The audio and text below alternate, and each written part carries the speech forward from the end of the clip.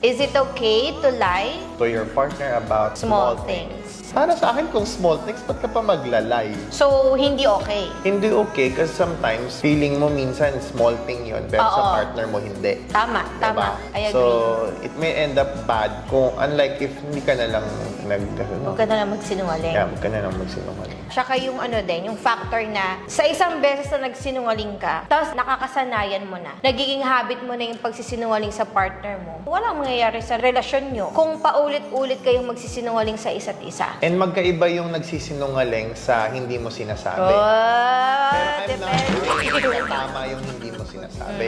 What I'm trying to point out is, in terms of things that you are not telling, just because sa tingin mo hindi mo naman kailangang sabihin, or yung alam mo yung mga minsan dahilan na nating hindi ko naisip sabihin. Those are the things na towards your partner, make your partner aware na gusto mo, sinasabi niya yung mga ganung bagay. Yes. You have to communicate to your partner. Nung alam ko na yon, Na kailangan na-realize ko sinasabi na, mo. okay, pag ganung bagay, sasabihin ko. Yes. Para hindi nagmumukhang nagsisinungaling ka. Yes, ganun Correct. ka simple yun. Yeah, Tapos I na. agree.